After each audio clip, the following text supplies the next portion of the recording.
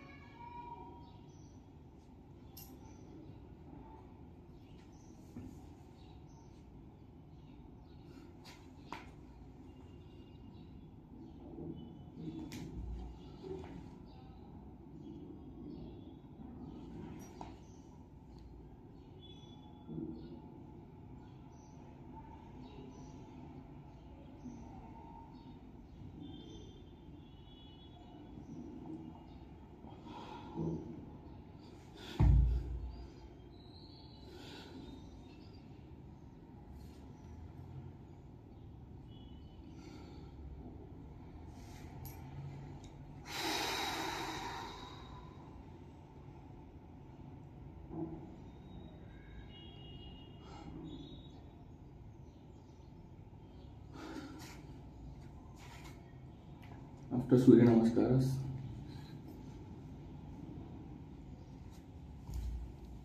Namaskaras, please do Shavasana. It will be good for you and it will be some relaxing session. Okay, రోజు సూర్య నమస్కారాలు ఇలా వేయండి. ఒక 5 sets చేసినా సరిపోద్ది. అండ్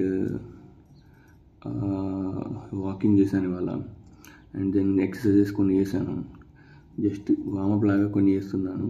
రోజు day by day I will be increasing this exercises. And అంటే కొన్ని ఎక్సర్సైజ్ చేసినా కానీ కొద్దిగా ఎక్కువసేపు చేయడానికి ట్రై చేస్తాను. ఒక ఎక్కువ చేసి స్ట్రెయిన్ అవ్వడం కంటే తక్కువ ఎక్సర్సైజెస్ ఒక సర్టెన్ లెవెల్లో చేసుకొని డే బై డే ఇంక్రీజ్ చేసుకుంటా చేస్తే బాగుంటుంది. అండ్ సూర్య నమస్కారాలు కూడా అంతే. యాక్చువల్గా మనం ఏమీ చేయకుండా జస్ట్ సూర్య నమస్కారాలు ఒకటి చేసినా సరిపోద్ది. Will be not getting any health issues. మీకు హెల్త్ ఇష్యూస్ అనేది ఏమీ రావు. జస్ట్ ఒక సూర్య నమస్కారాలు ఒక్కటి చేసినా సరిపోద్ది. మీరు వాకింగ్ చేయకున్నా, ఎక్సర్సైజ్ చేయకున్నా, ఏది అవసరం లేదు. జస్ట్ ఒక సూర్య నమస్కారాలు డైలీ ఎన్ని సెట్స్ అంటే అన్ని సెట్స్, మీకు ఎంత అంటే ఎన్ని సెట్స్ చేయగలుగుతారో మీ ఓపిక, అది మీ స్ట్రెంత్ని బట్టి ఉంటుంది. సో మీ ఎన్ని సెట్స్ అన్నీ చేసుకోవచ్చు.